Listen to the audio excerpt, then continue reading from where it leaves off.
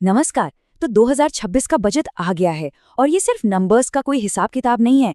नहीं, ये तो देश के आने वाले कल का एक पूरा रोड मैप है। तो चलिए साथ मिलकर इसे डिकोड करते हैं। देखते हैं कि सरकार का पैसा आखिर जा कहाँ रहा है और सबसे जरूरी, हम आप जैसे लोगों की जिंदगी पर इसका क्या असर पड़ने वाला है। तो चलिए सबसे पहले बात करते हैं उस एक नंबर की जो इस बजट की सबसे बड़ी हेडलाइन है। और वो नंबर है 12.2 लाख करोड़ रुपए। जी हाँ, 12.2 लाख करोड़। ये कोई छोटा मोटा अमाउंट नहीं है, ये एक हिस्टोरिक नंबर है। पिछले साल से करीब करीब 30% ज्यादा। मतलब सरकार कुछ बड़ा करने की सोच रही है। पर सवाल वही है, इतना सारा पैसा आखिर जाएगा कहाँ? लेकिन हाँ, आगे बढ़ने से पहले एक छोटा सा रिकैप हो जाए है ना, कि आखिर ये यूनियन बजट होता क्या है। बहुत सिंपल है। इसे सरकार का सालाना फाइनेंशियल प्लान समझ लीजिए। एक डायरी जिसमें लिखा है कि सरकार कहाँ कहाँ से पैसा कमाएगी और कहाँ कहाँ उसे खर्च करेगी, बस। तो फिर इस साल के रोड मैप में क्या है खास? सरकार अपना सबसे बड़ा दांव कहाँ लगा रही है? चलिए इस बजट के जो मेन फोकस एरियाज हैं उन पर एक नजर डालते हैं। देखिए, सरकार का फोकस एकदम क्रिस्टल क्लियर है। पहला और सबसे बड़ा दाव है इंफ्रास्ट्रक्चर पर, मतलब बेहतर सड़कें, नई रेलवे लाइनें, बड़े बड़े पोर्ट्स। फिर आता है मैन्युफैक्चरिंग को बूस्ट देना, नई जॉब्स क्रिएट करना और फ्यूचर की टेक्नोलॉजी में पैसा लगाना। ये सब मिलकर एक तरह से देश की लॉन्ग टर्म ग्रोथ की नींव रख रहे हैं। ओके, तो अब थोड़ा और डीप डाइव करते हैं। देखते हैं कि इस बजट की सबसे बड़ी घोषणाएं कौन सी हैं और असली पैसा जा कहाँ रहा है। और लीजिए, हम फिर से आ गए उसी जादुई आंकड़े पर, 12.2 लाख करोड़ रुपए। ये पैसा जा रहा है कैपिटल एक्सपेंडिचर में, जिसे शॉर्ट में कैपेक्स भी कहते हैं। अब ये क्या चीज़ है? आसान भाषा में समझे तो ये वो खर्च है जिससे देश में लॉन्ग टर्म एसेट्स बनते हैं, जैसे सड़कें, पुल, फैक्ट्रियां। और सुनिए, ये अब तक का सबसे बड़ा कैपेक्स है। यही वो इन्वेस्टमेंट है जो आने वाले सालों में इंडिया की ग्रोथ स्टोरी लिखेगा। तो ये पैसा कहाँ कहाँ लगेगा? सड़कों और हाईवे का जाल बिछाया जाएगा, रेलवे को मॉडर्न बनाया जाएगा, सामान की ढुलाई के लिए नए फ्रेट कॉरिडोर बनेंगे, पोर्ट्स की कैपेसिटी बढ़ाई जाएगी और हाँ, हमारे शहरों के विकास और मेट्रो प्रोजेक्ट्स पर भी जबरदस्त खर्च होने वाला है। अब इतना बड़ा खर्च क्यों? देखिए, इसके पीछे का लॉजिक बहुत सीधा है। जब इंफ्रास्ट्रक्चर बनता है तो सबसे पहले तो ढेरों जॉब्स निकलती हैं। फिर सामान को एक जगह से दूसरी जगह ले जाने का खर्चा, यानी लॉजिस्टिक कॉस्ट, वो कम हो जाती है।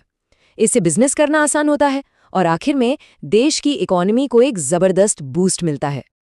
अच्छा, इंफ्रा के अलावा सरकार का दूसरा बड़ा फोकस है मेक इन इंडिया, और यहाँ कुछ बहुत ही इंटरेस्टिंग चीजें हो रही हैं। जैसे बायोफार्मा सेक्टर को बूस्ट देने के लिए 10,000 करोड़ रुपए दिए गए हैं। मकसद कि हम दवाओं के लिए दूसरे देशों पर कम निर्भर रहें। फिर इलेक्ट्रॉनिक कंपोनेंट्स के लिए 40,000 करोड़ का बड़ा इन्वेस्टमेंट है, ताकि मोबाइल फोन और दूसरे गैजेट्स हमारे देश में ही बने। और सबसे इम्पॉर्टेंट, एमएसएमईज मतलब हमारे छोटे और मझोले उद्योगों के लिए भी 10,000 करोड़ का ग्रोथ फंड आया है। और ये बहुत बहुत ज़रूरी है, क्योंकि देश में सबसे ज़्यादा जॉब्स यही सेक्टर देता है। ओके, तो ये तो हो गई सरकार की प्लानिंग। लेकिन जैसे ही बजट आता है, एक जगह है जहां तुरंत रिएक्शन देखने को मिलता है, और वो है स्टॉक मार्केट। तो चलिए अब देखते हैं कि बजट के दिन बाजार का मूड कैसा था। और यहाँ एक ट्विस्ट है। बजट वाले दिन सेंसेक्स करीब 1500 पॉइंट्स नीचे गिर गया। जी हाँ, 1500 पॉइंट्स। ये एक बड़ी गिरावट थी और इसने बहुत से इन्वेस्टर्स को हैरान कर दिया। तो सवाल उठता है कि भाई, जो बजट में इतनी अच्छी अच्छी बातें हो रही थी, ग्रोथ की बात हो रही थी, तो फिर मार्केट गिरा क्यों? इसका जवाब एक छोटे से टैक्स में छिपा है। मार्केट के गिरने की सबसे बड़ी वजह थी सिक्योरिटीज ट्रांजैक्शन टैक्स, यानी एसटीटी का बढ़ना। और ये असर खास तौर पे फ्यूचर्स एंड ऑप्शंस ट्रेडिंग पर पड़ा। देखिए, जब टैक्स बढ़ता है तो ट्रेडिंग महंगी हो जाती है, और बस इसी बात ने मार्केट का मूड खराब कर दिया। तो यहाँ कहानी के दो साइड हैं। शॉर्ट टर्म में एसटीटी बढ़ने की खबर से मार्केट में एक पैनिक सा दिखा। लेकिन अगर हम जरा दूर की सोचें, लॉन्ग टर्म की बात करें, तो इंफ्रास्ट्रक्चर पर जो ये रिकॉर्ड खर्च हो रहा है, उसका सीधा मतलब है कि सीमेंट, स्टील, कंस्ट्रक्शन, इन सब सेक्टर्स की कंपनियों के लिए आगे जबरदस्त ग्रोथ का रास्ता खुल गया है। तो चलिए मार्केट के इस डेली उतार चढ़ाव से थोड़ा ऊपर उठते हैं और एक बार फिर से बिग पिक्चर को देखते हैं। ये बजट देश की तरक्की के लिए आखिर क्या रोड मैप दे रहा है? देखिए, सरकार की स्ट्रैटेजी को हम 4 स्टेप्स में समझ सकते हैं। स्टेप 1, इंफ्रास्ट्रक्चर की मजबूत नींव डालो। स्टेप 2, उस नींव पर मैन्युफैक्चरिंग की इमारत खड़ी करो जिसमें छोटे बिजनेस यानी एमएसएमईज का बड़ा हाथ हो। स्टेप 3, जब ये दोनों चीजें होंगी तो अपने आप बड़े पैमाने पर जॉब्स बनेंगी। और स्टेप 4, इससे हमारे छोटे बड़े हर शहर का विकास होगा। सिंपल। और हाँ, यहाँ एक बहुत ही पॉजिटिव बात भी है। इतना सारा खर्च करने के प्लान के बावजूद सरकार ने अपने फिस्कल डेफिसिट मतलब सरकारी खर्चे और कमाई के बीच के घाटे को कंट्रोल में रखने का टारगेट रखा है।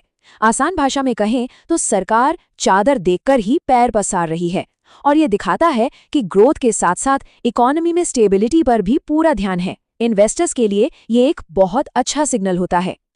तो चलिए अब तक की सारी बातचीत को फटाफट समेट लेते हैं। इस बजट 2026 से वो कौन सी मोटी मोटी बातें हैं जो हमें याद रखनी चाहिए? तो निचोड़ ये है, नंबर 1, इंफ्रास्ट्रक्चर को एक जबरदस्त हिस्टोरिक बूस्ट मिला है। नंबर 2, मेक इन इंडिया और टेक्नोलॉजी पर फोकस है। नंबर 3, शेयर बाजार ने टैक्स की वजह से शॉर्ट टर्म में थोड़ा नेगेटिव रिएक्ट किया और सोने चांदी के बाजारों में भी थोड़ी हलचल दिखी। और नंबर 4, इन सब के बावजूद इंडिया की लॉन्ग टर्म ग्रोथ स्टोरी अभी भी बहुत मजबूत है। और आखिर में एक सवाल सोचने के लिए, इन सारी घोषणाओं को देखकर क्या लगता है आने वाले टाइम में कौन सा सेक्टर सबसे ज्यादा चमकेगा? क्या वो इंफ्रास्ट्रक्चर होगा या फिर टेक्नोलॉजी? खैर, ये देखना वाकई दिलचस्प होगा। आज के लिए इतना ही। नमस्कार।